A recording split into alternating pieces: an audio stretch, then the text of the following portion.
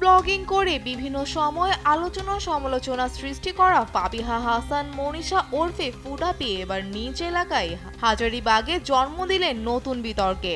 Social মিডিয়ায় নিজের প্রাক্তন স্বামী নিয়ে বেফাঁস কথা বলা, প্রাইভেট বিশ্ববিদ্যালয় শিক্ষার্থীদের নিয়ে দেওয়া স্ট্যাটাস এবং সম্প্রতি নিজের ফেসবুক আইডি হ্যাক করার পর আজ শুক্রবার জুম্মার নামাজ শেষে নতুন বিতর্কে জড়িয়েছেন এই ফুড ব্লগার।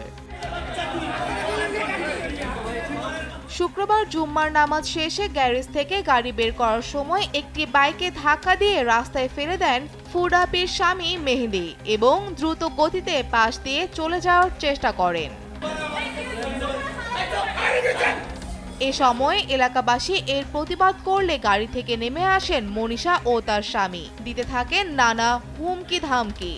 ঘটনার এক পর্যায়ে তারা দোষ স্বীকার না করেই চড়াও হন সেই বাইকারের ওপর।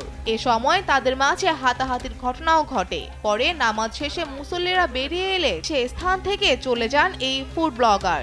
এই বিষয়ে ফুড আপি অর্থাৎ মনীষার সাথে দেশ টিভি কথা বলতে চাইলে তিনি ব্যস্ত দেখিয়ে কথা বলেননি।